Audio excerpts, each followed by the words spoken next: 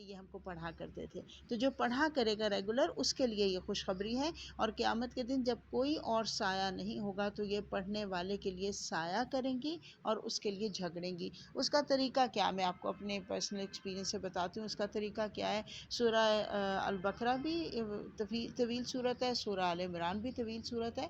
تو ان کو دہرانے کی، ان کو ہر وقت اس کو اپنی اس میں اپنی تلاوت کا حصہ بنانے کا طریقہ کیا ہے جو میں نے اختیار کیا ہوا ہے کہ ایک ربع سورہ البقرہ کا، اور یا آپ کوئی ایک مخصوص کر لیں، ایک رکوع کر لیں، بے شک ایک رکوع سورہ البقرہ اور ایک رکوع سورہ آل عمران کا روزانہ پڑھ لیا کریں.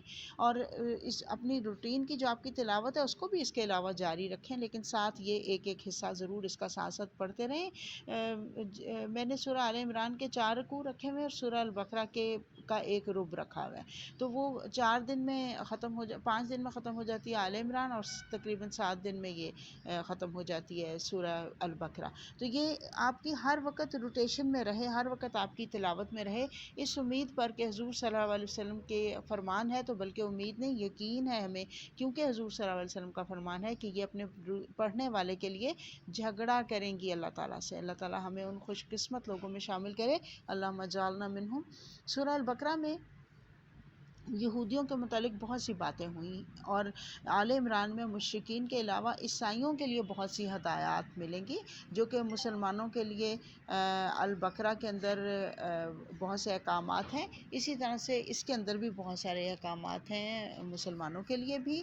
اور سورہ الفاتحہ میں ہم نے دعا کی تھی نا اللہ تعالیٰ سے کہ اہدنا الصراط المستقیم، اے اللہ تعالیٰ تم اس صراط مستقیم دکھا دے.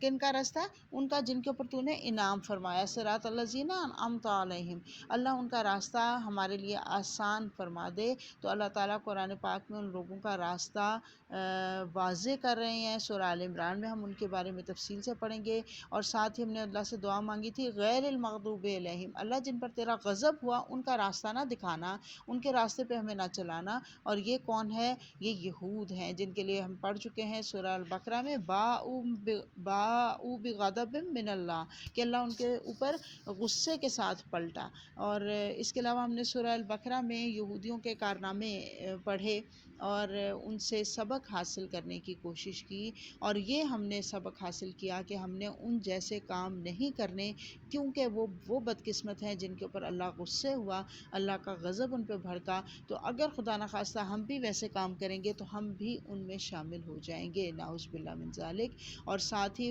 ولضالین، اللہ بھٹکے ہوں کے راستے پر بھی ہم کو نہ چلانا. یہ بھٹکے ہوئے کون لوگ ہیں؟ ان کے بارے میں ہم بات کر چکے ہیں، نصرانی، عیسائی. اور اس صورت میں سورہ آل عمران میں نصارہ کے متعلق باتیں ہوں گی، ان کے عقائد سے متعلق باتیں ہوں گی، ان کے لیے اصلاح کی جو گنجائش ہے، جہاں پہ اصلاح ان کی ہو سکتی ہے، اس کے بارے میں مختلف احکامات ہم اس کے اندر پڑھیں گے. تھوڑا سا یہ بھی دیکھ لیتے ہیں کہ البقرہ اور آل عمران کا آپس میں جو ربط اور تعلق بنتا ہے نا. سورہ البقرہ میں جو خصوصاً ہم نے مضامین پڑھے تھے توحید اور رسالت اور جہاد اور انفاق فی سبیل اللہ کے، ان کی مزید وضاحت ہم آل عمران میں پڑھیں گے.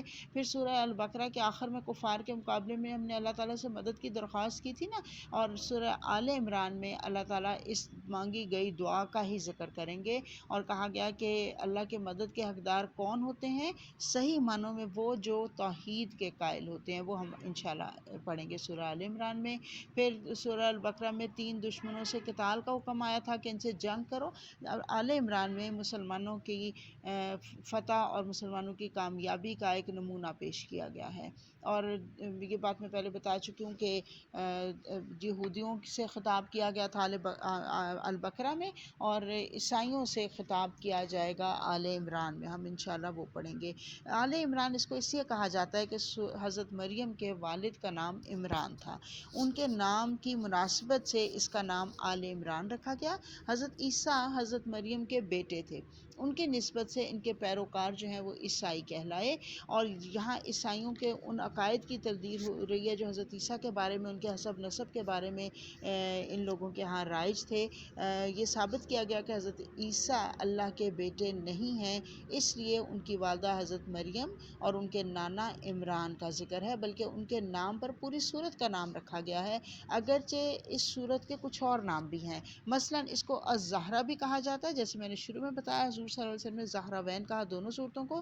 الزہرا سورہ آل عمران کو کہا جاتا ہے. الکنز کہا جاتا ہے، کنز کہتے ہیں خزانے کو. اور الاستغنا کہا جاتا ہے اس صورت کو. اس کے علاوہ بھی کچھ اور نام ہیں. اس صورت کے نزول کے بارے میں معلم التنزیل ایک ہے، تفسیر کی ایک کتاب ہے، اس میں ایک واقعہ آتا ہے کہ نجران شہر سے عیسائی حضرت محمد صلی اللہ علیہ وسلم کی خدمت میں حاضر ہوئے. انشاءاللہ جب یہ واقعہ بیان ہوگا اس سورہ آل عمران میں ہم پڑھیں گے، میں آپ کو پوری تفصیل کے ساتھ بتاؤں گی، ابھی میں آپ کو صرف مختصراً بتا رہی ہوں. تو حضور صلی اللہ علیہ وسلم سے جب ان کی گفتگو ہوئی تو انہوں نے اپنے طریقے کے مطابق گفتگو شروع کرنے سے پہلے مسجد میں اپنی عبادت کی، اپنی نماز ادا کی.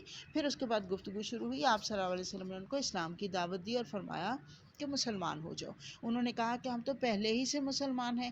نجران میں نے بتایا عیسائیوں کا شہر تھا، عیسائی گروپ تھا یہ جو آیا تھا، وفد تھا، ڈیلیگیشن تھا. تو آپ صلی اللہ علیہ وسلم نے دعوت دی کہ مسلمان ہو جاؤ. انہوں نے کہا کہ ہم تو پہلے ہی سے مسلمان ہیں، کیونکہ اللہ کے رسولوں کو، اللہ کو بھی مانتے ہیں اور اللہ کے رسولوں کو بھی مانتے ہیں، اور آخرت کو بھی ہم مانتے ہیں. تو حضور صلی اللہ علیہ وسلم نے فرمایا، غور سے سنیے، آپ صلی اللہ علیہ وسلم نے فرمایا تم مسلمان نہیں ہو سکتے جب تک اللہ تعالیٰ کے لیے بیٹے کے ہونے کا عقیدہ درست نہ کر لو، اور صلیب کی عبادت کرنا نہ چھوڑ دو، اور خنزیر کا گوشت کھانا نہ چھوڑ دو. وہ مسیح علیہ السلام کی الوہیت میں گفتگو کر چکے تھے تو آپ صلی اللہ علیہ وسلم نے فرمایا کیا تم نہیں جانتے کہ اولاد باپ سے مشابہ ہوتی ہے اور اولاد والدین سے ملتی جلتی ہے؟ ایسے انسان کا بچہ انسان ہی ہوتا ہے، گدھا انسان کا بچہ نہیں ہو سکتا، یا چوہا بلی کا بچہ نہیں ہو سکتا. عیسائی بولے ہاں ایسا ہی ہوتا ہے. تو آپ صلی اللہ علیہ وسلم نے فرمایا خدا ہمارا مالک ہمیشہ سے زندہ ہے اور ہمیشہ ہی زندہ رہے گا، اور مسیح تو فنا ہو جائے گا. اللہ تو تمام زمین اور آسمان کی چیزیں جانتا ہے، اور مسیح سوائے ان چیزوں کے جو اللہ نے ان کو بتائی ہیں کچھ نہیں جانتے. کیا تم کو یہ خبر نہیں کہ مسیح کو ان کی ماں نے مثل اور عورتوں کے پیٹ میں رکھا، اور وہ بھی پیٹ میں وہی غذا پاتے رہے جو اور بچے پاتے ہیں؟ یہ سن کر عیسائی خاموش ہو گئے اور جواب نہ دے سکے. تو اس پر یہ صورت نازل ہوئی جس کے شروع میں خاص طور پر نصارہ کے عقائد کی تردید کی گئی ہے. خاص چیز اور قابل ذکر بات یہ ہے کہ نصارہ نے مسجد نبوی میں اپنے طریقے سے عبادت کی اور حضور صلی اللہ علیہ وسلم نے ان کو روکا نہیں. یہ دیکھیں یہ کتنی اخلاق کی حمیدہ کی یہ بات ہے جو حضور صلی اللہ علیہ وسلم کا ہم اخلاق دیکھ رہے ہیں کہ ان کے مسجد میں آ کے ان کی مسجد میں بیٹھ کے کسی اور عقیدے کے لوگ جو ہیں وہ اپنی عبادت کر رہے ہیں، لیکن حضور صلی اللہ علیہ وسلم ان کو منع نہیں کر رہے بلکہ ان کو ان کی عبادت کرنے دے رہے ہیں. ہم لوگوں کا کیا حال ہے، ہم لوگوں کا کیا طریقہ ہوتا ہے، ہمارا کیا وتیرہ ہے کہ جو ہمارے مسلک کے نہ ہوں ہم ان کو دھکے دے کر مسجد سے نکال دیتے ہیں. اونچی آواز میں آمین کہنا یا ہلکی آواز میں آمین کہنا ہمارے لیے فساد کا ذریعہ بن جاتا ہے. ذوات کہنا یا ذوات کہنا، اس کے اوپر ہم جھگڑا شروع کر دیتے ہیں. ہاتھ کھولنا ہے، رفع یدین کرنا ہے یا نہیں کرنا، یہ ہمارے لیے بہت بڑا مسئلہ ہو جاتا ہے، بلکہ یہ چیزیں ہمارے لیے کلمہ پڑھنے سے زیادہ اہم ہو جاتی ہیں.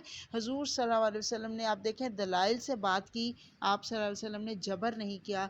نتیجہ کیا ہوا کہ وہ ان لوگوں کے دلوں کے اوپر اس کا اثر ہوا. گو کہ وہ مسلمان نہیں ہوئے لیکن جھگڑا نہیں ہوا، لڑائی جھگڑا نہیں ہوا وہاں پہ کوئی بھی. انشاءاللہ جب یہ وفد نجران کی ہم بڑی ڈیٹیل یہ ایک ٹاپک ہے، اس کے اوپر ہم جب آئیں گی آیات تو میں آپ کو پوری تفصیل سے سناؤں گی کہ پھر ان کا کیا جواب تھا. تو میں یہاں پہ یہ بات کر رہی ہوں کہ حضور صلی اللہ علیہ وسلم کی حکمت عملی کی وجہ سے کوئی جھگڑا نہیں ہوا، بلکہ آپ صلی اللہ علیہ وسلم کا پیغام ان تک پہنچ گیا.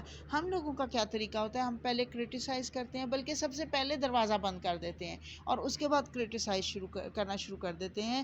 اور اس طرح سے ہوتا کیا ہے کہ جس تک ہدایت پہنچنی ہے وہ بھی اس تک بھی ہدایت نہیں پہنچتی. تو اللہ تعالیٰ ہمیں قرآن کو صحیح طرح سے صرف پڑھنا، صرف سمجھنا کافی نہیں ہے، بلکہ قرآن کو آگے پہنچانا ہم سب کی ذمہ داری ہے.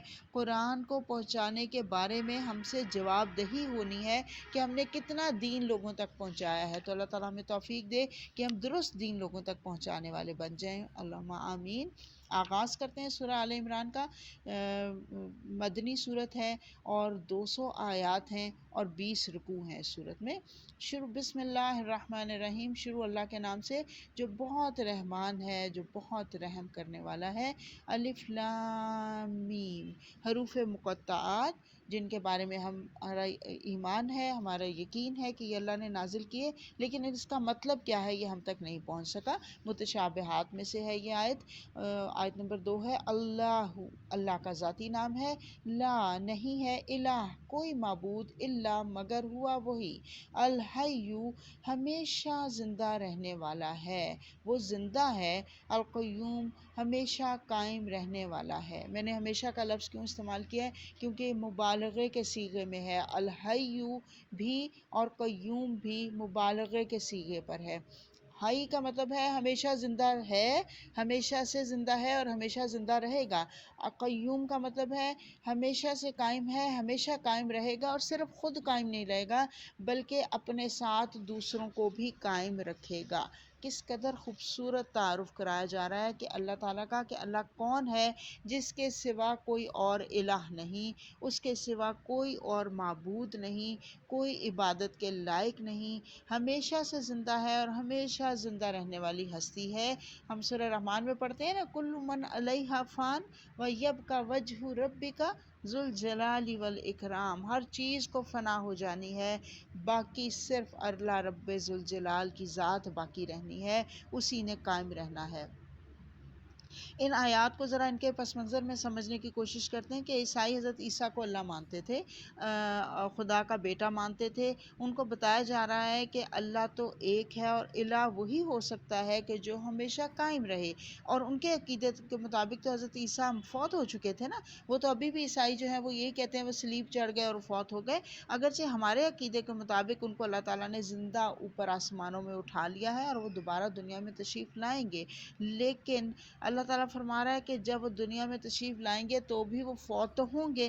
اصل بات یہ ہے کہ وہ اللہ نہیں ہو سکتے جس کو موت آ جائے، اور قائم کا میں نے جیسے وضاحت کیا، قائم رہنے والا جو فوت ہو جائے وہ اپنی زندگی کو قائم نہیں رکھ سکتا، وہ تمام کائنات کو کیسے قائم رکھ سکتا ہے؟ ہم انسان تو اتنے کمزور ہیں کہ ہم سو جائیں تو ہم اپنے حال حلیے کو درست نہیں کر سکتے۔ ایسے ہی ہوتا نا، اگر سوئے ہوئے ہوں، قمیض اٹھی ہوئی ہے، شلوار کہیں پائنچا کہیں چڑھا ہوا ہے، ہمیں پتہ ہی نہیں ہوتا، ہم بالکل وہ کہتے ہیں نا سویا مویا برابر ہوتا ہے، مرا ہوا اور سویا ہوا برابر ہی ہوتا ہے۔ تو جب موت آ جائے گی، نیند کی حالت میں ہمارا یہ حال ہے، تو جب موت آ جائے گی پھر کیا حال ہوگا؟ پھر نہ تو خود قائم رہ سکیں گے، نہ دوسروں کو ہی قائم رکھ سکیں گے۔ تو اللہ تعالیٰ نے اپنا تعارف کرا دیا کہ اللہ کون ہے۔ اللہ وہ ہے جو ہمیشہ سے زندہ ہے اور جو ہمیشہ سے قائم ہے، اور وہ دوسروں کو بھی زندہ رکھے ہوئے ہے اور وہ دوسروں کو بھی قائم رکھے ہوئے ہے۔ نزلہ آیت نمبر 3 ہے، نزلہ نازل کیا، اتارا، علیہ کا آپ کی طرف، الکتابہ خاص کتاب کو۔ ال آ گیا نا، ال کا مطلب ہوتا ہے کہ اسم معرفہ ہے، یہ اس کا مطلب ہوتا ہے کہ خاص کتاب ہے یہ۔ میں ابھی وضاحت کرتی ہوں اس کی، ابھی ترجمہ آپ نوٹ کیجئے۔ بالحق کی، ساتھ حق کے، مصدقاً تصدیق کرنے والی ہے، لما واسطے اس کے جو، بین یدیہ اس سے پہلے آئی ہے، اس کے سامنے ہے، وانزل اور اس نے اتاری، التوراۃ تورات کو، والانجیل اور انجیل کو۔ انجیل جو ہے، پہلے تورات دیکھ لیتے ہیں، تورات جو ہے یہ یونانی زبان کا لفظ ہے، اور اس کا تورات عبرانی زبان کا لفظ ہے، اور اس کا مطلب ہوتا ہے شریعت، اور انجیل جو ہے وہ یونانی زبان کا لفظ ہے اور اس کا مطلب ہوتا ہے خوشخبری۔ تو اللہ تعالیٰ یہاں پہ فرما رہا ہے کہ اللہ وہ ہے، پہلے اللہ کا تعارف کرا دیا گیا، اب کتاب کا تعارف کرایا جا رہا ہے کہ یہ کتاب جو تم پڑھ رہے ہو اس کے بارے میں بات کی جا رہی ہے کہ اللہ وہ ذات ہے جس نے اس کتاب کو نازل کیا، اور کس پر نازل کیا؟ علیہ کا۔ علیہ کا کون ہے؟ حضرت محمد صلی اللہ علیہ وسلم، آپ پر، تو مخاطب حضور صلی اللہ علیہ وسلم ہے نا، اس سے کہا گیا آپ پر، اور حق کے ساتھ نازل کیا، یعنی کتاب ہے الکتاب، اور میں نے بتایا تھا الکتاب کیوں ہے، الکتاب کا ترجمہ ہے خاص کتاب۔ کتاب خاص کتاب کیوں ہے؟ کیونکہ اس سے پہلے جتنی کتابیں آئیں ان سب کا یہ نچوڑ ہے، اور ان کی جو تعلیمات تھیں ان تعلیمات کو حق اور سچ ثابت کرنے کے لیے یہ کتاب نازل کی گئی ہے۔ یہ تصدیق کرنے والی ہے پہلی کتابوں کی جو اس سے پہلے آ چکی تھیں۔ تمام آسمانی کتابیں، جن میں سے 4 کے نام تو ہمیں معلوم ہیں، لیکن اس کے علاوہ بھی بہت سے صحیفے آئے ہیں جو انسانوں کی رہنمائی کے لیے، ان سب کی یہ کتاب تصدیق کرتی ہے۔ یہ کہنے کی کیا ضرورت ہے؟ کیونکہ نصارہ یا جو عیسائی ہیں ان کو مانوس کیا جائے، ان کو اپنی طرف مائل کیا جائے کہ یہ جو ہم بات کر رہے ہیں یہ تمہارے خلاف نہیں ہے، بلکہ ہم تم کو یہ بتا رہے ہیں کہ یہ ہماری کتاب بھی وہ کتاب ہے جو تمہاری کتابوں کی تصدیق کر رہی ہے، گویا کہ ہم تمہاری کتابوں کو بھی ہم مان رہے ہیں، تو آخر تم ہماری بات سننے کے لیے تیار کیوں نہیں ہو؟ تم ضد کیوں کر رہے ہو؟ ہم تمہارے کوئی مخالف نہیں ہیں، ہم تمہارے دشمن نہیں ہیں، اس کتاب کو بھی مان لو، اس کے ماننے سے تمہارا کوئی نقصان نہیں ہوگا، کیونکہ یہ تمہاری کتابوں کی تصدیق کر رہی ہے۔ اب آپ دیکھیں، جب کوئی کسی سے ہم بات کرتے ہیں اور ہم اس کی ہمیشہ دیکھیں دین کی تبلیغ کا طریقہ ہی یہ ہے کہ ہمیشہ پازیٹیو بات سے آغاز کیا جائے، اور خاص طور پہ اگر ہم کسی سے ویسے جنرل بات کر رہے ہوتے ہیں اور ہم اس سے جو ریلیٹڈ کوئی چیز ہو اس کو جب ہم ذکر کریں گے تو ایک دم سے چوکنا ہوگا، ہماری بات کی طرف توجہ دے گا، ہماری طرف کان کھڑے کرے گا کہ یہ تو کوئی انٹرسٹنگ بات کر رہا ہے یا کر رہی ہے، جو اس کے پاس بھی جو چیز ہو، اس کے کپڑے ہو سکتے ہیں، اس کا گھر، اس کے بچے، اس کی جو اپنی پرسنل بلانگنگز ہیں نا، ان کے اوپر جب بات کرتے ہیں نا تو وہ ایک دم سے متوجہ ہو جاتا ہے۔ تو اللہ نے بھی یہی طریقہ ہمیں سکھایا ہے کہ حضرت محمد صلی اللہ علیہ وسلم ان کو اپنی کتاب سے تعارف کرا رہے ہیں کہ میرے پاس جو کتاب ہے یہ انہی میں سے ہے جو تمہارے پاس بھی کتاب ہے، انہی کی تصدیق کرنے والی ہے، اس سے تم ہماری بات سننے کی کوشش کرو، سمجھنے کی کوشش کرو، ہم تمہارے دوست ہیں، ہم تمہارے دشمن نہیں ہیں، گویا کہ یہ کہا جا رہا ہے۔ اور پھر اس کے بعد بتایا جا رہا ہے کہ یہ نازل کی ہے اسی رب نے جس نے انجیل اور تورات کو نازل کیا تھا۔ اب یہاں پہ دیکھیں ایک لفظ آپ سمجھ لیجئے، اللہ تعالیٰ نے فرمایا کہ نزلہ پہلے آیا، علیک الکتابہ اتاری گئی آپ کے اوپر کتاب، نزلہ تنزیل سے ہے، نزلہ کا مطلب ہوتا ہے تھوڑا تھوڑا کر کے نازل کرنا، یہ تھوڑا سا کنفیوژن ہوتی ہے بعض لوگوں کے ذہن میں، اس سے ذرا اس کو دھیان سے سنیں بات کو۔ نزلہ تنزیل ہے، اس کا مطلب ہوتا ہے تھوڑا تھوڑا کر کے نازل کرنا۔ قرآن کے لیے لفظ استعمال کیا گیا نزلہ کا، اور آگے آپ دیکھیں آیت کے آخر میں آگے جا کے آ رہا ہے وَأَنزَلَ التَّوْرَاةَ، اور تورات اور انجیل کو انزل کیا گیا، اس کو نازل کیا گیا۔ نازل کرنا ہوتا ہے پورا کا پورا، یک بارگی اکٹھا نازل کر دینے والا، کر دیا جانے والا، تو یہ تورات اور انجیل کو یک بارگی نازل کیا گیا تھا۔ آپ کو پتہ ہے نا تورات کو تختیوں کی صورت میں ہم پڑھ چکے ہیں، تختیوں کی صورت میں پورا اکٹھا اتار دیا گیا تھا، اس لیے اس کا نزول کیا گیا، اور جو قرآن پاک ہے اس کی تنزیل کی گئی ہے۔ تو تنزیل اور نازل کرنا یہ دو الگ الگ لفظ ہیں، روٹ ایک ہی ہے، مطلب ایک ہی ہے، نازل کرنا ہی ہے دونوں کا مطلب، لیکن ایک یکبارگی نازل کرنا اور ایک تھوڑا تھوڑا کر کے نازل کرنا۔ تورات سے مراد وہ احکام ہے جو حضرت موسیٰ علیہ السلام کی بعثت سے لے کر ان کی وفات تک تقریباً 40 سال کے عرصے میں نازل کیے گئے، جیسے قرآن پاک 25 سال میں اترا، تورات 40 سال میں، ان میں سے 10 جو ہیں وہ 10 کمانڈمنٹس ہیں جن کا ہم انشاءاللہ، اب یہ لفظ آپ یاد رکھیے گا، 10 کمانڈمنٹس انشاءاللہ سورہ اعراف میں جا کے اس کے اوپر ہم بات کریں گے تفصیل سے۔ وہ جو اللہ تعالیٰ نے پتھر پر لکھوا کر حضرت موسیٰ کو دی تھی نا، وہ یکبارگی تھی، اور باقی احکامات جو ہیں وہ لکھے ہوئے نہیں تھے، لیکن حضرت موسیٰ نے خود ان احکامات کو لکھوا کر 12 قبیلوں کو وہ دے دی تھی۔ ایک نقل جو ہے وہ بنی لاوی کے حوالے کی تھی کہ وہ اس کی حفاظت کریں، اور اس کتاب کا نام دراصل تورات ہے۔ جو بنی اسرائیل کا قبیلہ تھا نا، 12 قبیلے تھے نا، ان میں سے ایک بنی لاوی تھا، بنی لاوی کے پاس جو کتاب موجود رہی باقی سب کے پاس تلف ہو گئی تھی۔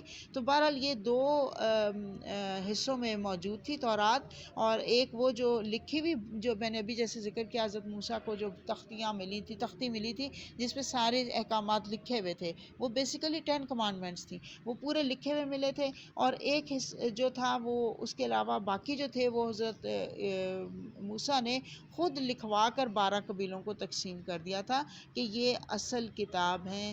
اور یہ جب پہلی تباہی ہوئی بیت المقدس کی، جب ہیکل پہلی بار تباہ ہوا تھا، اس وقت تک یہ محفوظ تھیں، پتھر کی تختیوں پر لکھی ہوئی عہد کے صندوق میں محفوظ تھیں۔ دوسرا پارہ ختم کیا تھا، آپ کو یاد ہے نا، میں نے بتایا تھا وہ اس کو عہد کا صندوق کہا جاتا تھا، تو جہاں پہ طالوت کا ذکر آیا تھا۔ تو بنی اسرائیل اس کو تورات کے نام سے جانتے تھے، لیکن ان کی غفلت کی وجہ سے یہ گم ہو گئی ان سے، وہ کیونکہ جب وہ اس نے ٹیٹس نے حملہ کیا تھا تو اس نے ان کی تباہی کی تھی، تو اس نے یہ ختم کر دیا، ان کو جلا دیا تھا، دریا برد کر دیا تھا، تباہی، بہت زیادہ تباہی آئی تھی اس وقت۔ اور انجیل بھی اللہ نے نازل کی ہے، یہ ان الہامی خطابات اور اقوال کا مجموعہ ہے جو حضرت عیسیٰ نے اپنی عمر کے آخری 2.5 سے 3 سال میں اپنی قوم کو ڈیلیور کیے تھے۔ حضرت عیسیٰ نے اپنی آخری دور میں جو 2.5-3 سال میں جو ڈیلیور کیے تھے وہ یہ انجیل کہلاتا ہے، وہی مجموعہ۔ یہ کوئی ذریعہ نہیں بتاتا کہ یہ حضرت عیسیٰ نے خود لکھ کر دیے تھے یا زبانی ان کے خطبات تھے جو ان کے پیروکاروں نے ان کو لکھا تھا۔ تو آج کے بہرحال دور میں جو انجیل اور تورات ہے، ان دونوں کے مجموعے کو بائبل کہا جاتا ہے۔ تو یہ تھوڑا سا کنفیوژن ہو جاتی ہے بعض اوقات انجیل اور بائبل کا فرق جو ہے اس میں، تو بائبل جو ہے بیسیکلی انجیل اور تورات کا مجموعہ ہے۔ تو اللہ تعالیٰ یہاں پہ بتا رہا ہے کہ میں نے ہی نازل کیا قرآن کو، اور میں نے ہی نازل کیا تورات اور انجیل کو۔ اور آیت نمبر 4 ہے، من قبل، اس سے پہلے، ہدن، ہدایت، للناس، لوگوں کے لیے، وَأَنزَلَ، اور اتارا اس نے، الفرقان، فرقان کو، ان الذین، بے شک وہ لوگ، کفروا، جنہوں نے انکار کیا، بآیات اللہ، اللہ کی آیات کا، لہم، ان کے لیے، عذاب شدید، عذاب ہے شدید ترین، واللہ، اور اللہ تعالیٰ، عزیز، بہت زبردست ہے، بہت غالب ہے، انتقام لینے کے لیے۔ اب بتایا جا رہا ہے کہ قرآن سے پہلے اس نے ہی لوگوں کی ہدایت کے لیے، لوگوں کی رہنمائی کے لیے یہ کتابیں نازل فرمائیں، اور اب وہ دور ختم ہو گیا، اب فرقان یعنی قرآن، حق اور باطل کو الگ الگ کرنے والی کتاب موجود ہے۔ اس کے ہوتے ہوئے پچھلی کتابوں کی ضرورت نہیں رہ جاتی۔ اب یہ قرآن کا دوسرا نام یہاں پہ لیا جا رہا ہے، فرقان۔ کیوں یہاں پہ قرآن کو کیوں فرقان کہا گیا؟ کیونکہ تورات اور انجیل کا ذکر آ گیا نا، اس لیے پھر اللہ تعالیٰ نے ساتھ ہی بتا دیا یہ فرق کر دینے والا ہے۔ ان کے اندر تو اتنی کنفیوژنس تم لوگوں نے پیدا کر دی ہیں کیونکہ تحریفات کی ہیں، اس سے اتنی کنفیوژنس پیدا کر دی ہیں کہ وہ بات کی سمجھ نہیں لگتی، ان کی وہ سمجھ نہیں لگتی، بہت زیادہ اس میں ایک جگہ پہ کچھ اور کہا جا رہا ہے اور دوسری جگہ پہ کچھ اور کہا جا رہا ہے، بہت جگہ پہ وہاں پہ ڈفر کیا جا رہا ہے ایک بات کو دوسری بات سے۔ تو یہاں پہ اللہ تعالیٰ نے فرقان کہہ دیا کہ قرآن جو ہے دراصل یہ فرق کرتا ہے، جو حق اور باطل ہے اس کو فرق کرتا ہے، اس لیے اس کو فرقان کا نام دیا گیا۔ اور اللہ فرما رہا ہے کہ یہ لوگوں کے لیے ہدایت ہے، اور جس نے قرآن نازل کیا، اللہ نے ہدایت کے لیے قرآن نازل کیا ہے۔ اور بے شک وہ لوگ جنہوں نے انکار کیا بآیات اللہ، اللہ کی آیات کا، جو اللہ کی طرف سے نازل کردہ آیات ہیں، جو ان کو نہیں مانتے ان کے لیے شدید ترین عذاب ہے۔ اور اس کا ایک اور مطلب بھی ہے، اس کا مطلب ہے بے شک وہ لوگ جو انکار کرتے ہیں اللہ کی نشانیوں کا، ان کے لیے شدید ترین عذاب ہے۔ کیوں؟ اسی کے آیات کا مطلب آیات بھی ہوتا ہے، قرآن کی آیات، اور آیات کا مطلب نشانیاں بھی ہوتا ہے۔ وہ جو اللہ کی نشانیاں، یہ جو ابھی نشانیاں، اگر ہم اس کا ترجمہ کریں تو اب دیکھیں کتنی بڑی نشانی اللہ تعالیٰ نے ابھی بتا دی، ساتھ ہی کہ وہ تورات اور انجیل جو پہلے آئی تھی یہ اللہ کی نشانی تھی، لیکن کیونکہ تم نے اس میں تحریفات کر دی، اس لیے اللہ تعالیٰ نے فرقان نازل کر دیا، فرق کرنے والا، واضح کرنے والا کہ یہ باتیں غلط ہیں، اس کے اندر یہ تحریفات ہیں۔ قرآن واضح کرتا ہے جو چیز قرآن سے میچ کر رہی ہے وہ درست ہے، اور جو چیز قرآن سے میچ نہیں کر رہی وہ درست نہیں ہے۔ یہ فرقان اس لیے ہے، تو اس لیے اس کو فرقان کہا گیا۔ یہ اللہ کی نشانی ہے۔ اور اس کے علاوہ اپنی زندگی میں ہم دیکھتے ہیں صبح اٹھنے سے لے کے رات کو سونے تک جتنی نشانیاں کائنات میں بکھری ہوئی ہیں، اگر ہم ان نشانیوں سے بھی نہیں سیکھیں گے، اللہ فرما رہا ہے، تو پھر ان کے لیے عذاب شدید ہے، شدید ترین عذاب میں ان کو مبتلا کیا جائے گا۔ کیوں؟ اس لیے کہ اللہ زبردست ہے، غالب ہے، اللہ کا پورا کنٹرول ہے، انسانوں کے ہر عمل کے اوپر اللہ کا پورا کنٹرول ہے، اور انتقام لینے کے لیے بھی اللہ زبردست ہے۔ انتقام کس چیز کا؟ انتقام اللہ کی نافرمانی کرنے کا۔ اللہ نے بھیجا تھا دنیا میں کہ میری رضا کے کام کر کے آؤ، تو دیکھو کتنی خوبصورت جنت تمہارے لیے میں نے تیار کر کے رکھی ہوئی ہے، اعدت للمسلمین، وہ تمہارے لیے تیار کر کے رکھی ہوئی ہے، اور تم اپنی اصل کو بھول کے غلط چیزوں میں مبتلا ہو گئے، تو پھر اللہ تم سے انتقام لے گا۔ انتقام کس چیز کا لے گا؟ کہ جس مقصد کے لیے دنیا میں بھیجا تھا اس مقصد کو پورا کیے بغیر واپس پہنچ گئے، تو پھر اس کا انتقام لیا جائے گا۔ استغفر اللہ العظیم واتوب الیہ۔ آیت نمبر 5 ہے، ان اللہ، بے شک اللہ تعالیٰ، لا نہیں، یخفا، چھپی ہوئی، علیہ، اس کے اوپر، شیئن، کوئی چیز، فی الارض، زمین میں، ولا، اور نہ، فی السماء، آسمان میں۔ بے شک اللہ تعالیٰ وہ ہے جس سے کوئی چیز چھپی ہوئی نہیں ہے۔ ابھی میں نے آپ کو وہ حدیث بیان کیا نا جو حضور صلی اللہ علیہ وسلم نے فرمائی، نجران کے وفد سے انہوں نے کہا تھا کہ اللہ کا علم تو ساری طرف پھیلا ہوا ہے، اور حضرت عیسیٰ کا علم تو اتنا ہی ہے جتنا ان کو اللہ تعالیٰ نے عطا فرمایا تھا، یعنی ان کا علم مختصر تھا حضرت عیسیٰ کا، اللہ کا علم پھیلا ہوا ہے۔ وہ یاد کر لیجئے واقعہ جو حضرت خضر علیہ السلام اور حضرت موسیٰ جب کشتی میں سفر کر رہے تھے اور چڑیا نے چونچ بھر کے پانی پیا سمندر میں سے، تو حضرت خضر علیہ السلام نے فرمایا تھا حضرت موسیٰ کو کہ یہ جتنا اس نے چونچ میں پانی بھرا ہے چڑیا نے، یہ اس کی مثال اس علم کی ہے جو تمام دنیا کے لوگوں تک پہنچ گیا، اور جو سمندر ہے دراصل وہ علم ہے جو اللہ کے پاس علم ہے، اللہ کے پاس موجود علم ہے۔ تو کمپیریزن کریں ذرا، کیا کمپیریزن بنتا ہے اس کو؟ تو ہم حساب اگر کرنے بیٹھے نا میتھس کی، وہ سارے جو ڈیجٹس ہیں وہ ختم ہو جائیں گے، کوئی ریشو نہیں ہم نکال سکتے اس کی۔ تو بس سمجھنے کی بات یہ ہے کہ اللہ کے پاس ہر چھپی ہوئی چیز کا علم ہے۔ فرمایا یہ جا رہا ہے کہ جو کچھ زمینوں میں ہے اور جو کچھ آسمان میں ہے، اللہ ہر چیز کو جانتا ہے۔ اللہ کے تعارف کے اندر یہ بات آ گئی نا، اللہ تعالیٰ اسی کی بات کر رہے ہیں، اپنے تعارف میں یہ بات شامل کو فرما رہے ہیں کہ اللہ عالم الغیب ہے اور اس کے پاس ہر چھپی ہوئی چیز کا علم ہے۔ اس کا مطلب یہ ہے کہ تم اگر اللہ سے چھپا کے کچھ غلط کام کرنا چاہو گے تو اللہ کے علم میں آ جائے گا، کیونکہ زمین اور آسمان کی کوئی چیز اللہ سے چھپی ہوئی نہیں۔ آیت نمبر 6 ہے، هو الذی، اللہ وہ ذات ہے، یصورکم، صورتیں بناتا ہے تمہاری، صور سے نکلا ہے، صورتیں بناتا ہے تمہاری، فی الارحامی، رحموں میں، کیفا، کس طرح، کیفا، جس طرح، یشاء، وہ چاہتا ہے، لا الہ، نہیں کوئی الہ، الا، مگر، ہوا، وہی، العزیز، زبردست ہے، الحکیم، بہت حکمت والا ہے۔ یصورکم کو سمجھ لیں، یصورکم ہوتا ہے، اس کا لفظی ترجمہ بنتا ہے وہ صورتیں بناتا ہے تمہاری، کم آ گیا نا آخر میں، ضمیر آ گئی مخاطب کی، تم سے بات ہو رہی ہے کہ وہ صورتیں بناتا ہے تمہاری، اور میں نے بتایا اس کا روٹ جو ہے وہ سور ہوتا ہے، صاد واو را، اور اس کا مطلب ہوتا ہے مائل کرنا۔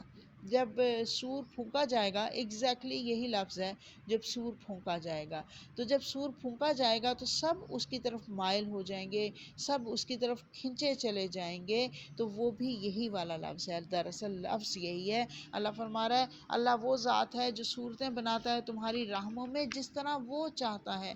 اللہ وہ ہستی ہے جو ارحام میں انسان کی پرورش کرتا ہے، رحم کی جمع ہے، ووم کو کہتے ہیں، تو اللہ فرما رہا ہے وہ تمہاری پرورش کرتا ہے ماں کے رحم میں، ماں کے وomb میں. ہم آپ دیکھیں انسان جتنی مرضی کوشش کر لے، ہاں دعائیں تو ہم کرتے ہیں، جب بچہ پیدا ہونا ہوتا ہے تو ہم سب دعائیں کرتے ہیں، اللہ تعالیٰ نیک بنانا، صحت اور تندرست بنانا، صحیح سالم اعضاء والا بنانا اور خوبصورت بنانا. یہ بھی ہماری خواہش ہوتی ہے. کوئی حرج نہیں، خواہش ہونی چاہیے، اس میں کوئی برائی نہیں ہے یہ دعا مانگنے میں بھی. لیکن دراصل یہاں اللہ بتا یہ رہا ہے کہ یہ تم مانگتے کس سے ہو؟ مجھ سے، اس لیے کہ تمہارے کنٹرول میں نہیں ہے. پینسل کے اوپر ہم کاغذ کے اوپر ہم پینسل سے تو ڈرا کر سکتے ہیں کچھ نہ کچھ صورت، لیکن اپنے بچے کی شکل ہم خود نہیں بنا سکتے. وہ اللہ ہی اپنی مرضی سے یصورکم، وہ بناتا ہے جس طرح چاہتا ہے، کیف یشاء، جس طرح وہ چاہتا ہے. بعض اوقات یہ ہوتا ہے ماں باپ بہت ہی اللہ مجھے معاف کرے کم شکل کے ہوتے ہیں اور بچہ بہت خوبصورت نکل آتا ہے. لوگ حیران ہو کے پوچھتے ہیں یہ کس پہ چلا گیا، یا وائس ورثہ ہو جاتا ہے. بعض اوقات ماں باپ بہت خوبصورت ہوتے ہیں اور بچہ اس طرح کا نکل آتا ہے. ہر کوئی پوچھ رہا تھا یہ کس پہ چلا گیا. تو یہ اللہ کی مرضی ہے، یہ اللہ کی تخلیق ہے، انسان کا اس کے اندر کنٹرول ہی نہیں ہے. یہ اللہ کی مرضی، اللہ کی تخلیق اور اللہ کا کنٹرول ہے. اللہ جس طرح جس کو چاہے پیدا کر سکتا ہے، اس لیے کہ اللہ زبردست ہے اور اس لیے کہ اللہ زبردست حکمت والا ہے. اس لیے اللہ کے اس سے نکل نہیں سکتے، اللہ کے جو کنٹرول ہے اس سے کوئی انسان نکل نہیں سکتا. آگے اللہ تعالیٰ فرما رہا ہے، آیت نمبر ہے 7، هو الذی هو الذی، اللہ وہ ذات ہے. یہ جو حکم آئے نا حکمت سے بھرپور، اس کا روٹ ورڈ نوٹ کر لیجئے، ہا کاف میم. اس کا مطلب ہوتا ہے کہ حکیم، جو محکمات اسی سے نکلا ہے. حکیم ہوتا ہے جس کے لفظ میں اور جس کے معنی میں کوئی شک، کوئی ابہام نہ ہو، جس میں ذرا برابر شک نہ کیا جا سکتا ہو. اتنا حکمت سے بھرپور ہے اللہ کی ذات باری تعالیٰ. یہاں پہ یہ بتایا جا رہا ہے. آیت نمبر 7 ہے، هو الذی، اللہ وہ ذات ہے، انزل، نازل کیا، الیک الکتاب، آپ کی طرف، الکتاب کو، پھر وہی پہلے والی بات دہرائی جا رہی ہے. منہ، اس میں سے، آیات، کچھ آیات ہیں، محکمات، جو پختہ ہیں، محکمات ہیں، ماں ہیں یا اصل ہیں، الکتابی، کتاب کی، و اخرو، اور دوسری، متشابہات، متشابہ ہیں، شک میں پڑھنے، شک اور ابہام والی ہیں. فَأَمَّا الَّذِينَ، پس وہ لوگ جو، فی قلوبہم، ان کے دلوں میں، زیغ، کجی ہے، فَیَتَّبِعُونَ، تو وہ پیروی کرتے ہیں، ما تشابہ، جس کی، جو کہ متشابہ ہے، منہ، ان میں سے، ابتغاء، چاہنے کے لیے، فتنتی، فتنے کو، فساد کو، وابتغاء، اور ڈھونڈتے ہیں، تاویلی ہی، اس کا مطلب، وما، اور نہیں، یعلم، جانتا، تاویلہ، اس کا مطلب، الا اللہ، سوائے اللہ کے، والراسخون، اور مضبوط، فی العلم، علم میں، یقولون، وہ کہتے ہیں، آمنا بہ، ہم ایمان لے آئے اس پر، کلن، سب کے سب، من، سے، اندی، پاس، ربنا، ہمارے رب کے، وما، اور نہیں، یذکروا، وہ سمجھتے، الا، مگر، اولو الالباب، عقل والے لوگ. لوگ ترجمہ نہیں ہے، میں بتا رہی ہوں سمجھانے کے لیے. اولو الالباب، عقل والے. میں نے پہلے اس کی وضاحت کی ہوئی ہے کہ لب کہتے ہیں عقل کو، اور اولو کہتے ہیں والے کو. زو بھی کہتے ہیں والے کو اور اولو بھی کہتے ہیں. جو کسی چیز کی وہ رکھتا ہے، حاکمیت رکھتا ہے، کسی چیز کو اون کرتا ہے، اس کے لیے کہا جاتا ہے اولو یا زو یا زی بھی بولا جاتا ہے اس کے لیے. تو عقل والے لوگ اس سے نصیحت حاصل کرتے ہیں. تو آیت نمبر 7 ہے، اللہ وہ ذات ہے، انزلہ، جس نے نازل کیا تمہاری طرف کتاب کو، جس میں کچھ آیات ہیں جو محکمات ہیں اور کچھ وہ دراصل قرآن کی اصل ہیں. اب یہ اللہ تعالیٰ نے صرف انسان کو پیدا نہیں کیا، پیچھے یصورکم کا ذکر آیا نا، اللہ نے صرف انسان کو پیدا نہیں کیا بلکہ انسان کی ہدایت کے لیے کتاب کا بھی بندوبست کر دیا.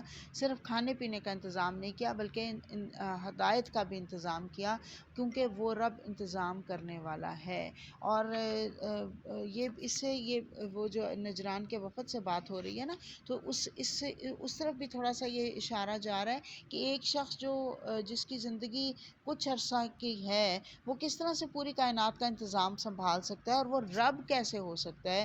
اس لیے کہ اگر کوئی انسان پوری زندگی بھی پڑھ پڑھ کے اپنے وہ جو ہیں تجزیہ لکھ لکھ کے، تو بھی وہ انسانوں کے لیے کوئی حتمی فیصلہ نہیں کر سکتا کہ میرے بعد لوگ جو ہیں وہ کس طرح سے رہنمائی حاصل کر سکتے ہیں۔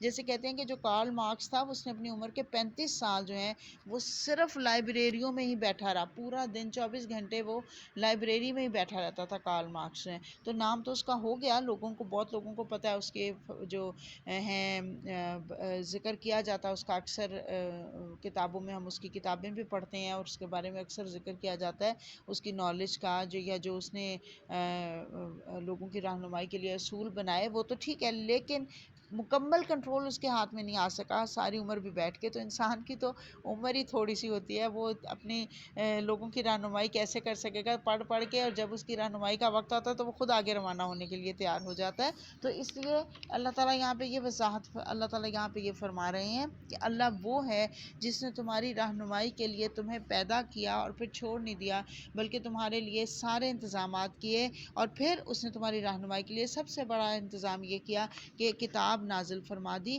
اور اس کتاب میں کچھ آیات ہیں جو محکم ہیں، جو پکی ہیں، جو پختہ ہیں، ان میں کوئی کنفیوژن نہیں، ان کے اندر کوئی ابہام نہیں، ان کو کتاب کی جڑ کہا گیا یا کتاب کی ماں کہا گیا، یہ جیسے بنیاد ہوتی ہے۔ ایک بڑا حصہ جو ہے وہ ان آیات پر مشتمل ہے، جن کو محکمات کہا گیا، وہی حاکمات جو میں نے پہلے بھی آپ کو حکیم سے بھی روٹ بتایا، وہی روٹ ہے اس کا، یعنی ایسی جن کے اندر کوئی شک نہ ہو، جن کے بارے میں محکمات کہا گیا اس کو۔ اور فرمایا گیا کہ ایک دوسرا پارٹ ہے اس قرآن کا جو کہ متشابہات ہیں، ایسا کلام جو دوسرے کلام سے ملتا جلتا ہے، تو اس میں اس سے امتیاز کرنا اس میں مشکل ہو جائے، شبہ پڑ جائے، یہ لفظی معنی ہے۔ محکمات وہ آیات جن میں کچھ کرنے کا حکم دیا جاتا ہے، جیسے یا ایھا الذین آمنوا کتب علیکم الصیام، تمہارے لیے وہ جو روزے ہیں فرض کر دیے گئے، یا کتب علیکم القصاص فی القتل، یا لا تقنطوا الزنا، یہ واضح احکامات ہیں، اور یہ واضح احکامات جو ہیں محکمات کی صفت میں آتے ہیں، محکمات کی کیٹیگری میں آتے ہیں۔ یہ پچھلی اقوام جو ہیں ان کے پاس بھی کچھ آئے تھے محکمات، ان کو دیے گئے تھے، لیکن انہوں نے کیا کیا تھا، اپنی کتاب میں سے ان محکمات کو نکال دیا اور اپنی مرضی کی چیزیں اس میں ڈال دی تھیں، اور متشابہات کا اضافہ کر دیا تھا۔ یہ فرق ہے قرآن اور اس کے اندر دوسری کتابوں کے اندر۔ اس کے اندر انہوں نے اصل چیز کو چھوڑ کے متشابہات ڈال دی تھی۔ متشابہات ایسی آیات ہیں جو ہمارے حواس سے بالا ہیں، جن کے بارے میں ہم تصور بھی نہیں کر سکتے، ہمیں سمجھ ہی نہیں آ سکتی۔ مثلاً کرسی السماوات، ہم اللہ کی کرسی کی بات پڑھتے ہیں کہ وہ اس پورے آسمانوں پہ چھائی ہوئی ہے، یا اللہ کا ہاتھ، یا اللہ کا وجہ، اللہ کا چہرہ جو کسی نے دیکھا نہیں، لیکن آپ دیکھیں کوئی ڈسکرپشن نہیں اس کے بارے میں، ہم کہیں سے سن نہیں سکتے، سمجھ نہیں سکتے، پڑھ نہیں سکتے۔ تو اسی طرح سے جنت اور دوزخ ایسی چیزیں ہیں جن کو عقل سمجھنے سے قاصر ہے، اور ان کے بارے میں انسان سوچتا رہے اور اس کو سمجھ ہی نہیں لگتی۔ یا جیسے مجھے بہت یہ چیز کنفیوز کیا کرتی تھی بچپن میں کہ وہ زندگی ایسی ہے جو کبھی ختم ہی نہیں ہوگی، تو یہ بہت کنفیوز ہوتا ہے انسان اس کے اوپر۔ تو یہ متشابہات میں سے ہیں، ان کے اوپر ہمیں کوئی ضرورت نہیں ہے ان کے بارے میں پڑھنے کی، ان کے بارے میں فکر کرنے کی، ان کے بارے میں ڈیٹیل جاننے کی۔ میں بھی بات کرتی ہوں، حضرت عیسیٰ علیہ السلام کو روح اللہ اور کلمۃ اللہ کہا گیا، اور نصارہ نے اس کی بہت ہی غلط تعویل کر لی۔ انہوں نے کیوں کیا؟ اس لیے کہ انہوں نے اپنی مرضی کا اس کو معنی پہنانے شروع کر دیے۔ تو یاد رکھیں، ہمیشہ کچھ آیات ایسی ہیں جن تک ہمارا دل اور دماغ پہنچ سکتا ہے، ہمارا دماغ ان کو سمجھ سکتا ہے، لیکن آپ دیکھیں بہت ساری چیزیں ایسی ہیں جن کو ہمارا، جیسے جیسے میں نے ابھی ذکر کیا، ہمارا دماغ ان کو سوچ ہی نہیں سکتا، سمجھ ہی نہیں سکتا. دنیا جنت اور جہنم کی بات جیسے میں نے کی، یا آخرت کے دن کا نقشہ جو ہے وہ جب کھینچا جاتا ہے، اس کے بارے میں ہم دو باتیں پڑھتے ہیں، آپ نے بھی سنی ہوں گی. ایک یہ پڑھا جاتا ہے کہ گھوپ اندھیرا ہوگا، کہیں روشنی نہیں ہوگی سوائے ایمان والوں کے عمل کے نور کے. اللہ ربنا اتمم لنا نورنا، ہم دعا کرتے ہیں نا اللہ سے، اللہ ہمیں نور عطا فرمانا کہ ہم اس گھوپ اندھیرے میں دیکھ سکیں. اور ایک اور دوسری روایت ملتی ہے جس میں آتا ہے کہ سخت گرمی ہوگی، سورج سوانیزے پہ ہوگا، کہیں پہ سایہ نہیں ہوگا. تو یہ دو چیزیں ہیں، لیکن اس سے ہمارا ذہن ان کے بارے میں وہ نقشہ پوری طرح ہم کھینچ نہیں سکتے وہاں کی کیفیت کا. تو یہ متشابہات میں سے ہے، ہم نے ان کے بارے میں سوچنا نہیں ہے. میں یہ بات کر رہی تھی، اس کی ایک سمپل سی سادہ سی مثال یہ ہے کہ ہماری آنکھوں کی بینائی بھی تو لمیٹڈ ہوتی ہے نا، ہر چیز تو ہماری نہیں پہنچ سکتی، ہماری نظر جو ہے وہ ہر چیز کی انتہا تک تو نہیں پہنچ سکتی. اور بالکل ایسے ہی خوشبو بھی جو ہے وہ بہت دور تک ہم نہیں سونگھ سکتے. تو بالکل ایسے ہی جیسے بادلوں کو ہم چھو کر نہیں دیکھ سکتے. تو یہ بہت ساری چیزیں ایسی، مطلب یہ کہ ہماری عقل جو ہے وہ لمیٹڈ ہے. اس لیے انسان کو سمجھانے کے لیے اللہ تعالیٰ نے کچھ یہ بتا دیا کہ کچھ متشابہات، ایک اشارہ دے دیا گیا. متشابہات وہ ہیں جن میں دراصل ایک اشارہ دیا گیا ہے کہ یہ چیزیں ہیں، لیکن وہ کیسی ہیں ہم ان کے بارے میں سمجھ نہیں سکتے. آپ دیکھیں کچھ قوانین قدرت ایسے ہیں جن کو ہماری آنکھیں دن رات دیکھتی ہیں اور کان دن رات ان کو سنتے ہیں. اور کچھ امور ایسے ہیں قرآن میں آخرت سے متعلق جن کی میں ابھی بات کر رہی ہوں، جن کے بارے میں ہم سنتے بھی نہیں، سوچ بھی نہیں سکتے. تو لیکن ہمیں ان کے بارے میں پتہ اس لیے چل گیا کہ اللہ نے قرآن میں ان کا ذکر کر دیا. جیسے میں نے ابھی دنیا اور وہ اس کا جنت اور جہنم کا ذکر کیا یا آخرت کا ذکر کیا، ہم اس کو تصور میں نہیں لا سکتے، لیکن ہمارا ایمان ہے اس لیے کہ وہ اللہ نے قرآن میں ان کا ذکر کر دیا. تو یہ ہماری کمزوریوں کی وجہ سے اللہ تعالیٰ نے ہمیں ان کا بھی کھول کے ان کو نہیں بتایا. کچھ باتیں سمجھ میں آتی ہیں، ان کو سمجھنا آسان ہوتا ہے، لیکن کچھ باتیں سمجھ میں نہیں آتی، ان کو سمجھنا مشکل ہوتا ہے، ان کو ماننا بھی مشکل ہو جاتا ہے پھر. تو یہی دراصل پھر مسلمان کا امتحان ہے، یہ ایمان کا امتحان ہے کہ اب یہ لوگ کیا کرتے ہیں. یاد رکھیں متشابہات جو ہیں ان کے ہونے کی 3 وجوہات ہیں. نمبر 1، آزمائش مقصود ہے کہ انسان ان کو جانے بغیر ان پر ایمان لاتا ہے یا نہیں. نمبر 2، انسان کی لمیٹیشنز کا ذکر ہے کہ انسان کے ساتھ جو اس کی جو حواس ہیں وہ بہت زیادہ وسیع نہیں ہے کہ ہر چیز اس کے اندر قید ہو جائے، اس لیے یہ ان کو متشابہات کو بیان کیا گیا ہے. اور پھر انسان کے ساتھ جو پیش آنے والے واقعات ہیں ان کو کور کرنا ضروری تھا، اس لیے ضرورت تھی کہ دونوں طرح کی آیات کو اللہ تعالیٰ بیان فرما دیتا. فرمایا جا رہا ہے کہ اس قرآن میں کچھ پختہ آیات ہیں جو ام الکتاب ہیں، ان کو ماننا ضروری ہے، وہ محکم ہیں، وہ پختہ ہیں. ہمارے لیے حکم ہے کہ ان کو مان جائیں اور پھر ان کے اوپر عمل کرنے کی کوشش کریں. دوسری متشابہات ہیں جن کے مفہوم کو ہم نہیں سمجھ سکتے، لیکن ان کو ماننا ضروری ہے، ان پر عمل کرنا ضروری نہیں. وہ عمل والی آیات ہی نہیں ہیں. جو عمل والی آیات ہیں وہ محکمات ہیں. جس طرح آیات 2 طرح کی ہیں، ایسے ہی آپ دیکھیں لوگ بھی 2 طرح کے ہوتے ہیں. ایک وہ لوگ ہوتے ہیں جن کے دلوں میں ٹیڑھ ہوتی ہے، وہ ایسی آیات کے پیچھے پڑ جاتے ہیں جن میں کہ شبہ ہو اور جو صحیح طرح سے سمجھ میں نہ آئے، حالانکہ ان کی ضرورت نہیں. لوگ ایسا کیوں کرتے ہیں؟ دراصل فتنہ اور فساد برپا کرنے کے لیے، ان میں اپنے من مانے مطلب نکالنے کے لیے. اور یہی دراصل انسان کا امتحان ہوتا ہے کہ اللہ تعالیٰ نے ایک صاف ستھری چیز رکھی ہے اور اس کو چھوڑ کر ایک دوسری چیز جس میں ہمارے لیے امتحان ہے اس کے پیچھے پڑ جائیں. فرمایا جا رہا ہے کہ جن کے دلوں میں ٹیڑھ ہوتی ہے، کیونکہ اگر آپ دیکھیں کسی چیز کو پوری طرح سے دیکھنا ہو نا، صحیح طرح سے اگر دیکھنا ہو تو ہمیشہ اس کو سامنے سے دیکھنا ہوگا. پیچھے سے اگر دیکھیں گے یا سائڈ سے دیکھیں گے تو چیز واضح نظر نہیں آئے گی، اور پیچھے سے اگر دیکھیں گے تو ہو سکتا ہے کہ ہم اس کا کچھ نہ کچھ خود سے زوم کر کے کچھ نہ کچھ اور بنا دیں. لیکن ہم پیچھے سے دیکھیں کسی چیز کو اور پھر ہم ڈھیٹ بن جائیں، ہم ڈٹ جائیں، ہم کہیں کہ ہم نے تو اپنی آنکھوں سے دیکھا ہے، حالانکہ ہمیں تو وہ پوری چیز نظر ہی نہیں آئی ہے کیونکہ ہمارا اینگل ہی ٹھیک نہیں تھا، اینگل غلط تھا. تو یہ آنکھوں میں ٹیڑھ تھا، اس لیے درست چیز ہمیں نظر نہیں آئی، بالکل ایسے ہی متشابہات کی تعویل کی جا رہی ہے۔ حضرت عائشہ فرماتی ہیں کہ حضور صلی اللہ علیہ وسلم نے فرمایا کہ اس آیت کو پڑھنے کے بعد کہ جب تم دیکھو کہ ایسے لوگ ہیں جو کہ متشابہات کے پیچھے پڑ جاتے ہیں، تو سمجھ لو کہ یہ وہی ہیں جن کے بارے میں کہا گیا ہے کہ الذین فی قلوبہم زیغ، یہ وہ لوگ ہیں جن کے دلوں میں ٹیڑھ ہے، پس تم ایسے لوگوں سے دور رہنا۔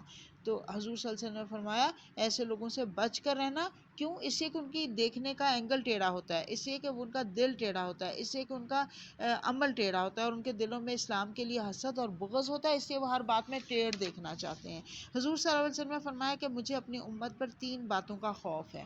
نمبر 1، مال بہت مل جائے گا جس کی وجہ سے باہم حسد میں مبتلا ہو جائیں گے اور کچھ تو خون کرنے لگیں گے۔ دوسرے یہ کہ کتاب اللہ سامنے کھل جائے گی اور ان میں جو باتیں سمجھنے کی نہیں ہیں یعنی متشابہات، ان کے معنی سمجھنے کی کوشش کرنے لگ جائیں گے۔ جیسے آج کے دور میں آپ دیکھیں ہر کوئی تفسیر کرنے کی کوشش کر رہا ہے نا، بڑے بڑے عالم بن کے ٹی وی کے اوپر آ جاتے ہیں کہ جی یہ عالم ہے، حالانکہ اللہ فرما رہا ہے، اللہ کے نبی صلی اللہ علیہ وسلم نے فرمایا حالانکہ ان کا مطلب اللہ ہی جانتا ہے۔ تیسرا یہ کہ علم بڑھ جائے گا تو اسے ضائع کرنے لگیں گے اور علم بڑھانے کی جستجو کرنا چھوڑ دیں گے، علم بڑھانے کی کوشش کرنا چھوڑ دیں گے۔ استغفر اللہ۔ یہ جب علم بڑھ جاتا ہے اس کا مطلب ہے کہ اب آج کے دور میں آپ دیکھیں کتنا بڑھا ہوا ہے، آپ ایک کلک کے اوپر آپ کے علم پھیلا ہوا ہے، آپ جو چاہیں آپ کو جہاں سے چاہیں آپ علم حاصل کر لیں، لیکن اسی کے اندر پھر بگاڑ پیدا کرنے کی کوشش کی جاتی ہے اور اسی کے ذریعے سے بگاڑ پیدا کر دیا جاتا ہے۔ تو میں تھوڑی سی متشابہات کی 1-2 مثالیں اور دینا چاہوں گی۔ اللہ، جیسے میں نے پہلے بھی ذکر کیا کہ ید اللہ فوق ایدیہم، کہ اللہ کا ہاتھ، اب یہاں پہ اللہ کا ہاتھ اس کے ہاتھ کے اوپر تھا۔ یہ جب ہم پڑھیں گے نا سورہ حدیبیہ کے موقع پہ حضرت عثمان کے لیے جو بیعت لی گئی تھی، بیعت رضوان جس کو کہا جاتا ہے، یہ اس کی بات ہوگی انشاءاللہ، وہاں پڑھیں گے تو وہاں پہ یہ آیت آئے گی کہ اب یہاں پہ اب ہمارے پاس تو کوئی ذریعہ نہیں ہے کہ اللہ کا ہاتھ کیسا ہوگا، کوئی نہیں جانتا۔ اللہ تو عرش پر مستوی ہونا جو ہے یہ بھی ایک متشابہات میں سے ہے۔ امام مالک سے کسی نے پوچھا تھا، میں نے یہ حدیث آپ کو پہلے بھی بیان کی ہے، حضرت امام مالک سے پوچھا تھا کسی نے کہ اللہ کے عرش سے کیا مراد ہے، تو امام مالک نے فرمایا تھا کہ استوا معلوم کیفیہ مجہول، اس کا استوا ہونا معلوم ہے، ہمارا ایمان ہے کہ اللہ استوا ہے، عرش پر موجود ہے، لیکن اس کی کیفیت کیا ہے یہ مجہول ہے، اس کے بارے میں ہمیں اس کے بارے میں کچھ شور نہیں ہے کہ وہ کس طرح کی کیفیت ہے، وہ کس طرح سے عرش پر براجمان ہے، ہم نہیں جانتے۔ اور حضرت امام مالک نے فرمایا تھا اس کے بارے میں سوال کرنا بدعت ہے، ہمیں اس کے بارے میں سوال ہی نہیں کرنا چاہیے، یہ ناپسندیدہ چیز ہے۔ اب دیکھیں صحابہ کرام اس طرح کے سوال پوچھا بھی نہیں کرتے تھے، اور حضور صلی اللہ علیہ وسلم نے کبھی ان کو انکریج بھی نہیں کیا کہ اس طرح کے سوالات کریں۔ یا پھر ایک اور جیسے آپ سنیں گے، اس لیے میں یہ بات کر رہی ہوں کہ وہ چیزیں جن کا ہماری عام روزمرہ زندگی میں ہمیں لوگوں سے اس طرح کی باتیں سننے کو ملتی ہیں، تو آپ کو بالکل کلیئر ہونا چاہیے کہ اگر کوئی آپ سے بات کرنے بیٹھ جائے کہ یہ چیزیں کیسی ہیں تو آپ بالکل اس کا جواب نہیں دیں گے۔ جیسے کہ اللہ کا عرش 8 فرشتے اٹھائے ہوئے ہوں گے، وہ عرش کیا ہے، فرشتے کتنے بڑے ہوں گے، عرش کتنا بڑا ہوگا، ہمیں اس چیز کے بارے میں قطعاً گنجائش نہیں ہے، ضرورت نہیں ہے کہ ہم اس کے اوپر بحث کریں، کیونکہ وہ نہ کسی نے دیکھا اور نہ کوئی اس کی کیفیت کو جان سکتا ہے، بلکہ یہ سارا اللہ نے فرما دیا تو ہمارا بس یقین ہے۔ تو ہمارا طرز عمل کیا ہونا چاہیے کہ آمنا، قرآن میں تو آ گیا نا، تو بس سمینا و اطعنا صدقنا، ہم اس کی تصدیق کرتے ہیں۔ تو علم کے پکے لوگ، راسخ العقیدہ لوگ ہی دراصل صحیح طرز عمل اختیار کرنے والے لوگ ہیں۔ بعض مفسر کہتے ہیں کہ اس کا مطلب یہ بھی ہو سکتا ہے کہ ایسی باتوں کا علم اللہ کو ہے، اور بعض کے نزدیک اللہ کے علاوہ دین کے علم کے ماہر پختہ لوگوں کو بھی اس کا علم ہے۔ گویا ہر ایک متشابہات کے بارے میں نہیں جانتے جو عالم لوگ ہیں، لیکن راسخون فی العلم ہی جانتے ہیں۔ اس کی مطلب یہ ہے کہ اب یہاں پہ جو ہم نے بھی آیت سے بتاتی ہوں کہ وہ راسخون فی العلم یقولون آمنا بہ، کچھ نہ کچھ راسخون فی العلم، راسخ کا مطلب ہوتا ہے پختہ ہونا، مضبوط ہونا، مضبوطی سے قائم رہنا۔ علم سے مراد ہے یہاں پہ علم وحی، جو علم وحی میں پختہ ہوتے ہیں، مضبوط ہوتے ہیں، وہ کچھ نہ کچھ جانتے ہیں متشابہات کے بارے میں، لیکن یاد رکھیں وہ کبھی بھی لوگوں کو ان کے بارے میں بتاتے نہیں پھرتے۔ وہ لوگ نہ تو وہ خود بھٹکتے ہیں لوگوں کو، نہ لوگوں کو بھٹکانے کی کوشش کرتے ہیں۔ تو یہاں پہ میں آپ کو حدیث کا ذکر کرتی ہوں۔ جامع البیان جو ہے ایک تفسیر کی کتاب ہے، اس کے صفحہ نمبر 46 میں ایک حدیث آئی ہے کہ نبی صلی اللہ علیہ وسلم سے پوچھا گیا راسخون فی العلم کون لوگ ہیں؟ آپ صلی اللہ علیہ وسلم نے فرمایا وہ جو جھوٹی قسم نہیں کھاتے، جو جھوٹ نہیں بولتے، جن کا دل بھٹکا ہوا نہیں ہے، جو ناجائز مال نہیں کھاتے، جو بدکاری نہیں کرتے، وہ لوگ راسخون فی العلم ہیں، یعنی پکے پکے سچے عالم ہیں۔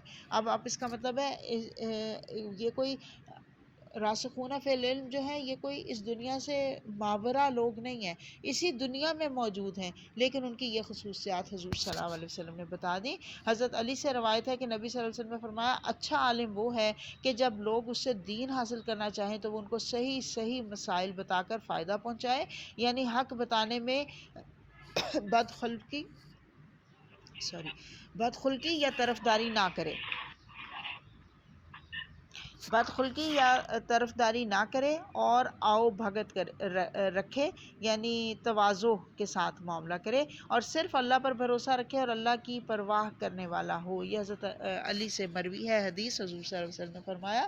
تو جو عالم ہے اس کا اخلاق بھی علم کے ساتھ ساتھ، اس کا مطلب ہے اس کا اخلاق اور اس کا عمل بھی دیکھا جائے گا۔ راسخون فی العلم جو ہیں وہ صرف قرآن کا حافظ ہو جانے والے لوگ نہیں ہو سکتے کہ ان کے عمل صفر ہوں اور وہ قرآن کے حافظ ہیں تو ہم کہیں کہ یہ جی راسخون فی العلم ہے، نہیں، بلکہ جب تک پورا تقوی ان کے اندر نہیں ہوگا، پورا اللہ کی ہدایات کے اوپر عمل کرنے والے وہ نہیں ہوں گے، وہ راسخون فی العلم نہیں ہو سکتے۔ لیکن میں زور اس بات پہ دے رہی ہوں، سمجھانے کی یہ کوشش کر رہی ہوں کہ اس کا یقین ہونا چاہیے آپ کو کہ وہ ہمارے ہی جیسے انسان ہوتے ہیں۔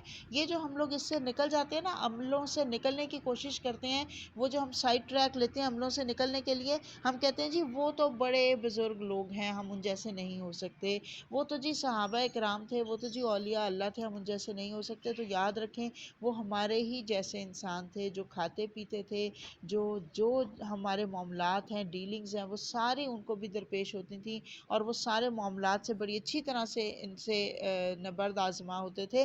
لیکن یہ جو ابھی حضور صلی اللہ علیہ وسلم نے فرمایا نا، نہ جھوٹ بولتے تھے، نہ جھوٹی قسم کھاتے تھے، نہ ناجائز مال کھاتے تھے، نہ بدکاری کرتے تھے، اور ان کا دل بھٹکا ہوا نہیں ہوتا تھا۔ تو یہ سمجھ لگ گئی کہ ہم بھی اگر کوشش کریں تو راسخون فی العلم میں شامل ہو سکتے ہیں۔ اللہم اجعلنا منہم۔ اب یہ اگر الا اللہ کے بعد اگر ہم وقف نہ پڑھیں نا، اس میں راسخون فی العلم کے بعد وقف پڑھیں تو ایک اور خوبصورت بات پتہ چلتی ہے کہ اللہ تعالیٰ نے اپنے نام کے ساتھ راسخون فی العلم کا نام لیا۔ اس سے بڑی عزت اور اس سے بڑی بزرگی کیا ہوگی، سبحان اللہ۔ اگر ہم اس کو یوں پڑھیں، اگر سمجھ نہیں لگی میں دوبارہ بات کرتی ہوں، وَمَا يَعْلَمُ تَأْوِيلَهُ إِلَّا اللَّهُ وَالرَّاسِخُونَ فِي الْعِلْمِ۔ إِلَّا اللَّهُ اگر پڑھیں تو اللہ نے اپنے نام کے ساتھ اس کا راسخون فی العلم کا نام لے لیا، اس سے بڑی بزرگی اور عزت کی بات کیا ہوگی۔ اور وہ کہتے ہیں یہ راسخون فی العلم جو ہوتے ہیں محکمات کے اوپر پابند ہوتے ہیں اور متشابہات سے دور رہنے والے ہوتے ہیں۔ کل من عند ربنا، وہ کہتے ہیں ہر نعمت جو ہمیں ملی وہ اپنے رب کی طرف سے ملی، اور وہ نہیں سمجھتے اس کو مگر عقل والے لوگ اس بات کی ڈیپتھ کو نہیں سمجھتے۔ آیت نمبر 9 ہے ربنا لا تزغ قلوبنا، ربنا اے ہمارے رب، لا نہ، تزغ تو پھیرنا، قلوبنا ہمارے دلوں کو، بعد اس جب ہدیتنا تو نے ہدایت دے دی ہم کو، وہب لنا اور عنایت فرمانا، لنا ہمارے لیے، من لدن کا اپنے پاس سے، رحمہ رحمت کا، انکا بے شک آپ، انتا آپ ہی، الوہاب بہت بڑا دینے والے ہیں، بہت زیادہ دینے والے ہیں۔ اب یہ جو علم والے لوگ ہیں وہ اللہ سے دعائیں کرتے ہیں، اے اللہ ہمارے ایمان لانے کے بعد تو ہمارے دلوں کو ٹیڑھا نہ کر دینا، ٹیڑھ میں مبتلا نہ کر دینا، یعنی وہ آیات جن کا مطلب ہمیں پوری طرح نہیں آتا ہم ان پر بھی پوری طرح سے ایمان لاتے ہیں، اے اللہ تو ہمیں ان لوگوں کی طرح سے نہ کر دینا جو متشابہ کے پیچھے پڑ جاتے ہیں اور اپنا ایمان گنوا دیتے ہیں۔ اے اللہ جو تو نے ہمیں ہدایت کی رستہ بخشا ہے تو ہمارے دلوں کو اسی رستے پہ چلا کے رکھنا، اور ہمیں ہدایت کا رستہ بخشنے کے بعد از ہدایتنا، ہدایت دینے کے بعد اے اللہ تو ہمیں گمراہی میں مبتلا نہ کر دینا، اور اللہ تو ہمارے اوپر اپنے پاس سے رحمت عطا فرما دے۔ یعنی ہمیں حب کا مطلب ہوتا ہے بہت زیادہ دینے والا، اور حب کا مطلب ہوتا ہے بغیر معاوضے کے دینے والا، بغیر کسی اس کے بدلے میں کوئی اجر نہیں چاہیے اس کو، وہ ہمیں جو دیتا ہے اللہ عطا فرماتا ہے اس کے بدلے میں وہ ہم سے کوئی اجر نہیں چاہتا، بغیر معاوضے کے ہمیں دینے والا ہے۔ تو یہاں پہ یہ بتایا جا رہا ہے کہ جو راسخون فی العلم ہوتے ہیں نا وہ اپنے علم پر بھروسہ نہیں کرتے، اپنے علم پر ناز نہیں کرتے، وہ ہر چیز کو اپنی صلاحیت نہیں سمجھتے، اور وہ تکبر اور اکڑ سے کام نہیں لیتے، بلکہ جہاں اپنی غلطی کرتے ہیں وہاں پہ فوراً اپنی اصلاح کرنے کی کوشش کرتے ہیں، ریجیڈیٹی کا شکار نہیں ہوتے، اور نعمتوں کی ناقدری نہیں کرتے، اور یقین رکھتے ہیں کہ جو نعمتیں ملی ہیں وہ اللہ ہی سے حاصل ہوئی ہیں۔ حضور صلی اللہ علیہ وسلم کثرت سے یہ دعا پڑھا کرتے تھے، یا مقلب القلوب ثبت قلبی علی دینک، اے دلوں کو الٹ پلٹ کرنے والے میرے دل کو اپنے دین پر ثابت کر دے۔ حضرت سلمہ سے پوچھا گیا کہ حضور صلی اللہ علیہ وسلم کثرت سے کون سی دعا مانگا کرتے تھے، تو انہوں نے بتایا کہ یہی والی دعا، یہ جو اللہ یا مقلب القلوب ثبت قلبی علی دینک، اور اس کا دوسرا حصہ ہے یہی روایات میں یہی آتا ہے، لیکن اس کا دوسرا حصہ ہے یا مصرف القلوب صرف قلبی علی طاعتک، اے اللہ ہمیں اپنی اطاعت کے اوپر جما کے رکھنا۔ تو نبی صلی اللہ علیہ وسلم نے دیکھے جنت اور دوزخ کو اپنی آنکھوں سے دیکھا تھا، تو وہ یہ دعا کثرت سے مانگا کرتے تھے۔ ہمارا کیا حال ہونا چاہیے؟ ہم نے تو جنت کو نہیں دیکھا، ہمیں کتنی ضرورت ہونی چاہیے کہ اللہ تو ہمیں ہدایت کا راستہ دکھا دے، تو کثرت سے یہ دعائیں پڑھا کریں، یہ ربنا لا تزغ والی دعا بھی اور یا مقلب القلوب والی دعا بھی میرا انشاءاللہ شیئر کر دیں گی آج کلاس کے بعد آپ کے ساتھ۔ آخری آیت ہے آج کی، ربنا اے ہمارے رب، آیت نمبر 9، ربنا اے ہمارے رب انکا بے شک آپ جامع الناسی جمع کرنے والے ہیں لوگوں کو، لیومن اس دن کے لیے، لا نہیں ریب فیہ جس میں کوئی شک، ان اللہ بے شک اللہ تعالیٰ، لا نہیں یخلف المیعاد یخلف خلاف کرتا، میعاد وعدے کے، آسان لفظ ہے مشکل نہیں ہے کچھ بھی، میعاد وعدے سے ہے، وعد واو عین دال اس کا روٹ ہے، وعدہ اس کا مطلب ہے، اور یخلف خلفہ سے ہے خلاف کرنا، اردو میں بھی ہم استعمال کرتے ہیں۔ وہ لوگ ساتھ ساتھ یہ بھی دعائیں کرتے ہیں، اے اللہ بے شک تو ایک دن سارے لوگوں کو جمع کرنے والا ہے، سب لوگوں کو اکٹھا کرنے والا ہے جس میں کوئی شک نہیں، بے شک اللہ کے وعدے کے خلاف اللہ تو اپنے وعدے کے خلاف کرنے والا نہیں، یعنی ایک دن جب سب تیرے حضور اکٹھے ہو جائیں گے تو حساب کتاب شروع ہو جائے گا، تو اللہ تو ہمیں اس حساب کتاب والے دن کامیاب کر دینا، اے اللہ ہماری بھول چوک اور خطائیں معاف کر دینا۔ اور صرف آپ دیکھیں اللہ تعالیٰ فرما رہا ہے یہاں پہ کہ وہ دعائیں کرتے ہیں، صرف دن کا ذکر کیا گیا ہے، پھر آگے دعاؤں کا ذکر نہیں کیا گیا، اس دن جس کے اندر کوئی شک نہیں ہے، جو کل بھی میں نے یہ بات کی تھی نا وہی بات آج دوبارہ ذہن میں لے آئیں کہ صرف یہ کہہ دیا گیا اللہ بے شک وہ ایک دن ہے جو آنے والا ہے، بس اس کے بعد پھر دعا نہیں کچھ بھی اللہ نے سکھائی، اس لیے کہ جو اپنے دل میں سے نکلے گا نا، اپنے جذب میں سے اپنی دل کی پوری کیفیت کے ساتھ جو دعا نکلے گی نا وہ انشاءاللہ ضرور قبولیت پا جائے گی۔ اب جیسے ہی جمع ہونے کے دن کا ہم ذکر آتا ہے، ہم سب کے دل میں خیال آتا ہے نا، اللہم حاسبنی حسابا یسیرا، اللہم اجرنا من النار، اللہم انی اعوذ بک من عذاب جہنم، ہم سب یہ فوراً دعائیں مانگتے ہیں نا، تو وہ جمع ہونے کا دن کا ذکر کر کے آپ دیکھیں کس قدر خوبصورت کلام ہے اللہ کا، وہاں پہ ذکر کر کے چھوڑ دیا، بس اب جو تمہارے دل میں دعا آتی ہے وہ دعا مانگ لو، اور ساتھ ہی آخر میں یہ بھی بتا دیا گیا کہ اللہ اپنے وعدے کے خلاف نہیں کرتا، اور اللہ کا وعدہ کیا ہے، جو مجھ سے سچے دل سے معافی مانگے گا، جو مجھ سے توبہ کرے گا میں اس کی توبہ کو قبول کروں گا، میں اس کو معاف کر دوں گا، میں اس کو رسوا نہیں کروں گا، میں اس کو سرخرو کر دوں گا آخرت کے دن، جو میرے سے معافی معافیاں مانگ کے میرے پاس حاضر ہوگا، میرے سامنے آئے گا، جب کہ اس کے پاس ڈھیروں غلطیاں ہوں گی، ڈھیروں خطائیں ہوں گی، لیکن ساتھ اس کے آنسو توبہ کے، استغفار کے آنسو ہوں گے، ساتھ اس کا رونا ہوگا، ساتھ اس کا دکھی دل ہوگا کہ اللہ میں نے غلطیاں کی لیکن تو مجھے معاف کر دے۔ ربنا ظلمنا انفسنا وان لم تغفر لنا وترحمنا لنکونن من الخاسرین، اے اللہ اگر تو ہمیں معاف نہیں کرے گا تو ہم خسارہ ہی پانے والوں میں ہو جائیں گے۔ وآخر دعوانا ان الحمد للہ رب العالمین۔ اللہم آنس وحشتی فی قبری، اللہم ارحمنی بالقرآن العظیم وجعلہ لی اماما ونورا وہدی ورحمہ، اللہم ذکرنی منہ ما نسیت وعلمنی منہ ما جہلت وارزقنی تلاوتہ آناء اللیل وآناء النہار وجعلہ لی حجتا یا رب العالمین۔ سبحان ربک رب العزت عما یصفون وسلام علی المرسلین والحمد للہ رب العالمین۔ السلام علیکم ورحمۃ اللہ وبرکاتہ۔